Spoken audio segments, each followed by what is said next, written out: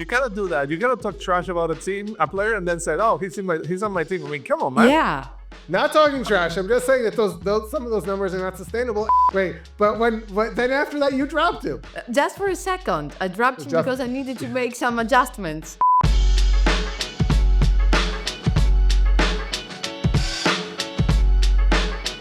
Welcome back to the EuroLeague Fantasy Challenge podcast. We've been gone a long time because there's been a 3-week break from games. I've missed you all. I've missed you, Vasiliki, and I've missed you, Javi, even more because you were gone even before that. Welcome back. Thank you very much. Well, I was out for a good reason. I was interviewing Besenko, but we'll get to that later. I have a little surprise for you guys. Vasiliki, what's up? All good, guys. Good to see you again. It's been a long time. We have some catching up to do. Let's see who we're at in rounds 25 and 26. We'll talk about our private league winners. Durat Kostic was a winner in round 25 with 202.1 credits, and Audrius Kazlauskas was even better in round 26, amounting 240 fantasy points. Congratulations, guys. Keep going. I won't say I was that good, but I didn't suck the last double round. I got almost 160 points in round 26. What do you think this ranks me like overall this week? Like in which range? With 160 points, I thought it was a good score, but it isn't apparently. I had over 63,000 seats ahead of me. It's crazy. And congratulations to everybody playing the game. Those who stick with in the game, or which are the majority, more than half of the people, are really, really killing it. I had 177 last time, which is not bad, but it was a very high-scoring week all around.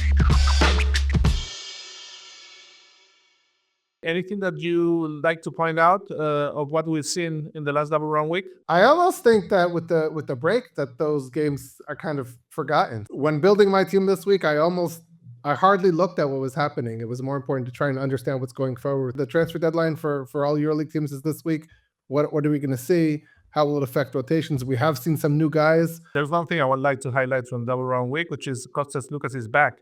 Not back, he's playing amazing. He's playing fantastic, also in the Greek Cup. We have been saying it in Greece for the last couple of seasons that Kostas Lukas has been really killing it at the second part of every season, because this is the time where he gets his momentum, his rhythm. 12 points, 2.4 rebounds, 6.3 assists since Lesor is out in 8 games.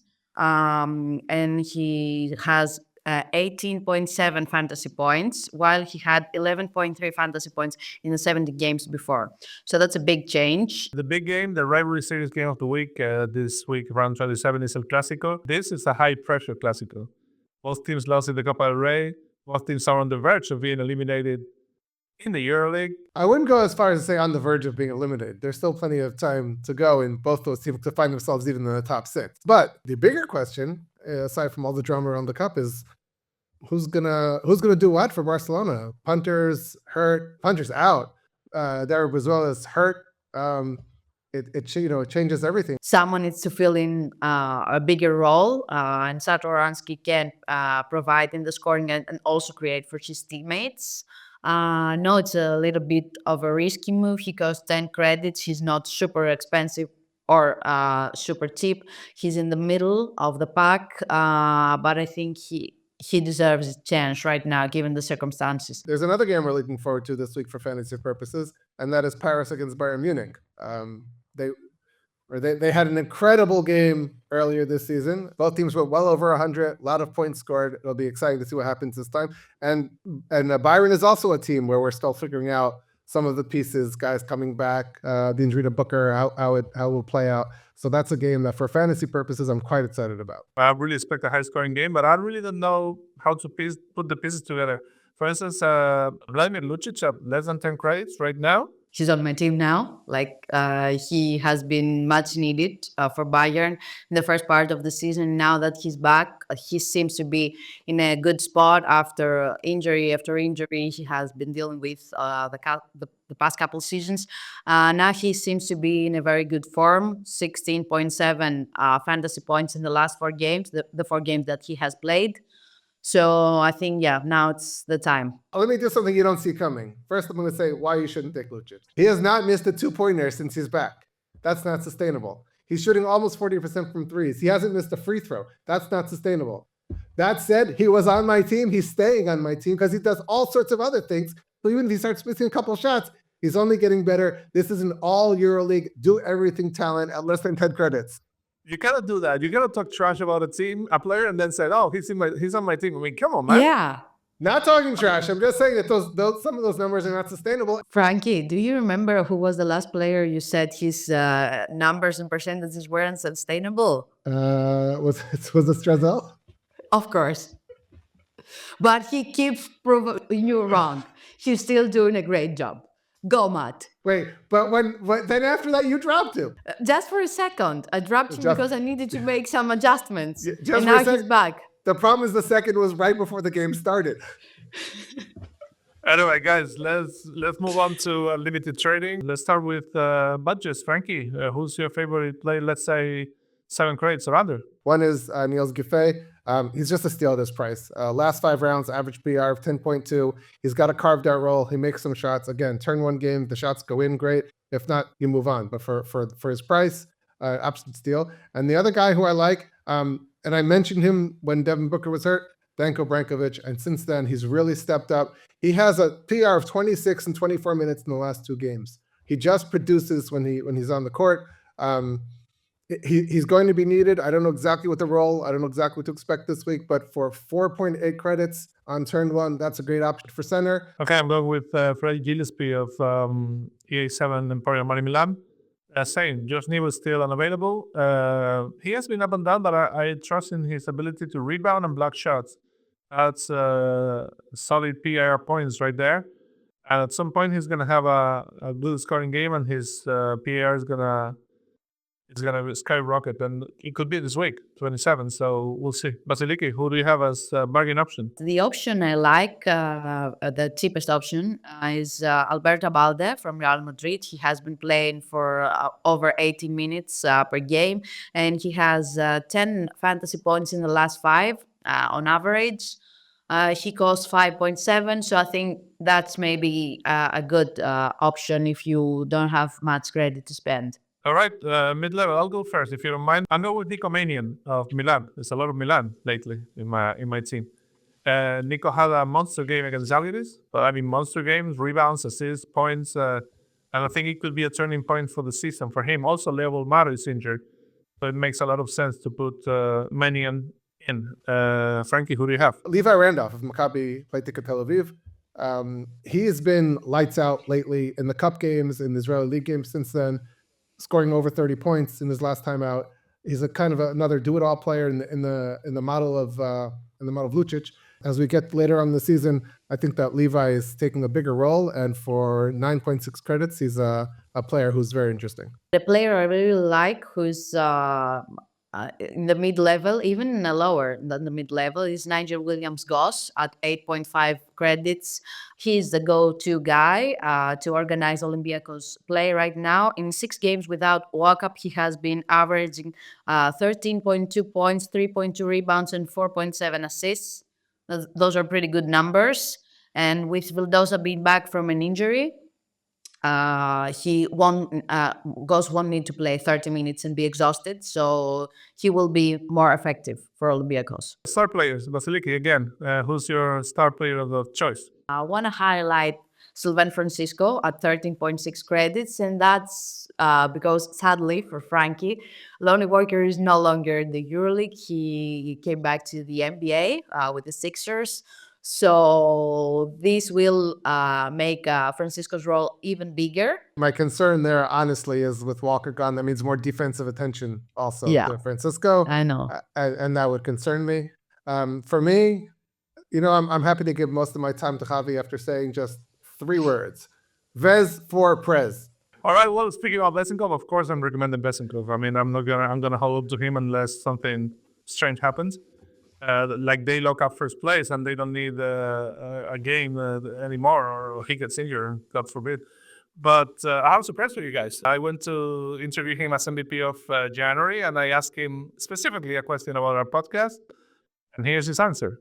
We have this hashtag called Best for Press, meaning that you should be the president of the game. How do you like that, to be considered the best player by everybody, basically? it's an honor, it's a pleasure, and I have to keep playing. So I give,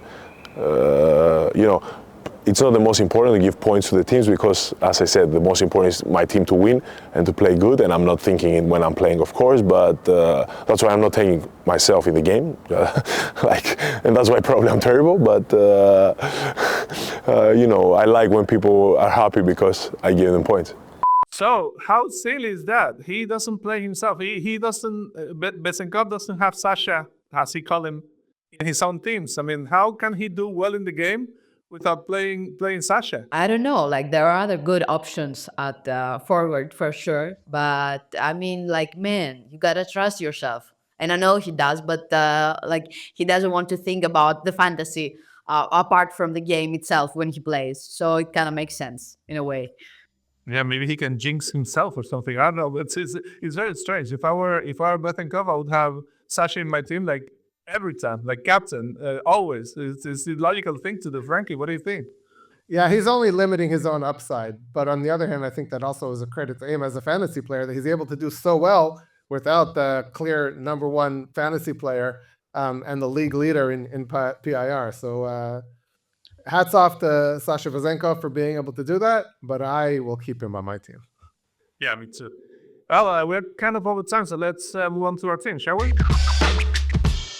So I have to take a look at my notes because there are unlimited trades, and I did a little more than usual. Starting with my head coach, Jan Sferopoulos is out and Luka Manki is in because Anadolu Efes is playing against Alba and Virtus in the upcoming rounds, and I wanted to have a little bit more of a stability with my coach, maybe keep him for more than a game, and have more flexibility with my other trades the coming week. I traded Donta Hall to get Tyreek Jones from Partizan. He has been averaging more than 20 fantasy points in the last 5 games. He is a beast. There for Partizan, I think his role is given, unless he gets in foul trouble, which happens sometimes, but I think he can manage that better on. I traded Kostas Lukas, unfortunately, because as I told you, I think that maybe Pana will get an easy win against Ansville and he won't be needed to play that much. And I got Thomas Adoransky because Kevin Pander is injured and out. I also traded Filip Petrusev, which I'm not sure if I'm going to stick with that. But I wanted to get another player from Panathinaikos who we haven't talked about at all, I think, in this podcast since the beginning of the season, and is Juan Serna Gomez, who has been like killing it in both ends. He had 17 rebounds in the Greek Cup final against Olympiacos. Like, wow. And he has been averaging 19.2 in the last 5 games. He also rested during the break because he didn't play with Spain, so that's also a factor that I kind of thought. I also got Nigel William goals, as I told you, in the place of Brithwella because he is doubtful for the moment. Vladimir Lucic is in, and Yanni Weitzel is out, and Alberto Abalde is in, and Tim Schneider is out. I wanted to get rid of these 2 Alba players, so I think I upgraded them as much as I could. What about you, Frankie? In the first, I like your team. Thank you. I'm not sure if I like it because I traded it like 20 times last night. I have to say that Lucas is a very good option. He's never been MVP of the month. It's 2-0. He had good numbers. Yeah. Maybe he'll find that extra motivation to go for it. I don't know. We'll see. Yeah, I will think about that. I haven't thought about that. I thought about it before the break, but now I forgot. I really like Juancho. It's 13.5 credits, and there's no one's questioned his ability to score, but the rebounding he's put up the last couple rounds, basically since the Sor got hurt, then Juancho's really stepped up his rebounding, and that's made him a far more important or more dominant fantasy player. A player I considered and still will consider. I don't know the changes I'm about to present to you are going to be what my final team looks like. But for now, I liked my previous team. There was a moment where I almost thought, hey, I'll just keep them. I got 177 points last time and let me roll with it. But I'm making five changes. We all understand why I'm cutting Kendrick Nunn. because he doesn't play in Raqqa That's right. this week. Home nun is the best nun. So why pay full price for someone who's not the best nun? Dario Brizuela, who is an absolute steal at his price, except injury concerns. John Brown, we all know I'm a John Brown guy, but I had to make some moves. Freddie Gillespie, who I explained before that I had concerns about how the front court might shake up at Milan. And the player who I've become really attached to, and it was hard for me to say goodbye to, David McCormick. What a player I love watching every time I watch Alba Berlin. He is so much fun. It's a concerning matchup this week. At FS, 2 athletic big men against him. He got into some real foul trouble last time, which stopped him from having a monster game against Zvezda. And I just felt like at FS, it wasn't a risk I wanted to take. How am I filling up those 5 players? Well, like I said, Nigel Williams-Goss. I think a lot of people are going to have him. Malte Dillo, that was my cheap guy to bring on. Zach Leday, who, again, I was trying to figure out the Milan front court, and I'm leaning towards Leday having a big game, but I could change that. But Leday has been one of the star players this season. Very expensive also, which is what concerns me. I mean, there's the opportunity to also go with Wancho there and get more credits, but elsewhere. But for now, I'm leaning towards Leday. And at centers, Brankovic, who I mentioned before, and Joe Balombi, who's been also red hot the last few months and last few rounds, and is leading the league in rebounding, and a player I'm comfortable with. Well, my headline would be I traded everybody but Bezenkov, which is exactly what I did. So I'm gonna list the list of players that I got rid of, and then I explain a little bit who I got, right? Because otherwise it's gonna go forever. Off go Milutinov. I have to read it because there's so many. Milutinov, Shengelia, James Forrest, Kendrick Nunn, Hasil Rivero, Bellinelli da Silva, Ricci, Brizuela, and Lasso, the coach, everybody out. But Bezenkov. That's for Preston. I'm going strong at the center. Maybe you'll disagree, but I'm getting Walter Tavares because he always plays well against Barcelona, and I think Madrid is going to win the Clásico. I'm Bolomboy for the reasons that Frankie said. I'm also getting Jana Musa. He played really well in the FIBA windows, and I really think that could actually change the season. The fact that Kevin Panther isn't around gives them also, I think, more space on offense. Panther is a really good defender.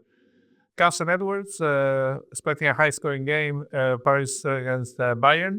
Mannion, for the reasons I said before. I'm getting also Williams-Goss for what Basiliki said. And then Abrines, because if Rifera doesn't play and Panther is for sure out, it has to play extended playing time. Viverovic, who is also up and down, but I trust that he can have a good game.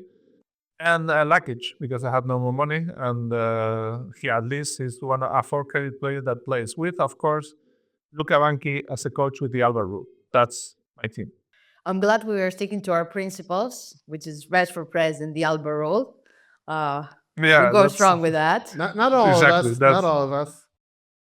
Yeah, okay. You have been inclining from the second rule, but okay, you'll get there at some point. Okay, so what do you have? Okay, we're forgetting captains, and captains are important. Remember, 1.5 times their value. Who do you have as captain, guys? One of the reasons that I liked having Leday on my roster this week is because of the turn 1 concept, because I have a lot of heavy hitters there in turn 2. So I have Zach Leday as my turn 1 captain, and in turn 2 I have Bezenkov. Okay, Javi? I have Musa as first option as captain. I really think he's going to have a good game. But, last time I trusted Musa, what happened? That he got a negative score. And I remember Frankie telling me what a great option this is. And then, of course, he jinxed everything. So, but I'm going with Musa again. Please, Frankie, shut up. Don't say anything. And, of course, I'm getting best for press as my second option just in case everything goes wrong. Frankie, don't say it. I know you want to say it. Don't say it. Don't say it, Frankie. Not saying it, just a question. What is the price that you keep Musa? What does he have to do for you to keep him as captain? 25? Because I really think, and this is another thing, what if Shengelia stops Bezenkov? He's the kind of player that he can actually... And Polonara is also a good defender. What happens if Bezenkov doesn't play well? We I are don't think all Sasha we are all the same will group. have a problem. Yeah. I don't think so. Let All me right. just say, when it comes to Vezenkov, everyone throws out these stats. He scored how many points without taking a dribble? How are these guys going to stomp him if he's just coming off a pick, hitting a catch and shoot shot? It's not like he's backing them down and getting. How are you going to double team him there? He is defense proof, right? As long as he's moving off the ball and they're getting the ball in the shots, how can you stop a player like that? Sure. Well, Vasiliki, who do you have? So I think for turn one, I will go with Eric McCollum, which I have for the last 2-3 rounds, I think, and he has been really, really good for Fenerbahce. So I will go with him. He plays in turn one. And for turn two, of course, I will go with Sasha, most probably, even though I have Juancho as well. But I think I will stick with Sasha for obvious reasons, because we all know what we're getting with Sasha. All right. Well, that's the end of the show. Guys, anything to add? I just need to add that, because I don't think I mentioned it previously, that I have Theo Maladada on my team because I'm a Theo guy. You said you're a John Brown guy and you kicked him out, so Wait, can we? I don't think that line works anymore. Can we be like, I'm also a David McCormick guy. We could like have a lot of guys that we like. I'm a John Brown guy also. And it's ancient history, but you were a Nino Dimitrijevic girl, and now For us, yes. we're recommending Manion, so it is what it is. Yeah, unfortunately, Dimitrijevic didn't prove me right at the beginning of the season, and he hasn't been providing much for money, but I hope better days will come for him. Who was the point guard who I recommended at the beginning of the season? Tamil Blatt. How'd that work out? Yeah, pretty well. Apart from the injuries, pretty well. But Pretty well in the beginning. That's what I recommended in the beginning. I'm not recommending him this week. All right. Well, guys, like I said, Frankie, anything to add? If not, to wrap it up, please. This week's Rivalry Series game of the week is El Clásico, Real Madrid against FC Barcelona. You don't want to miss it. It's going to be a great game. It's one of 9 great games this week, 5 on Thursday, 4 on Friday, so catch them all on EuroLeague TV. Aside from that, we remind you the podcast is available not only on YouTube, but wherever podcasts can be downloaded. So please listen, share, tell your friends, help us grow the EuroLeague Fantasy Challenge message. It was hard to be away for 3 weeks. We're happy to be back, and we look forward to seeing you again next week.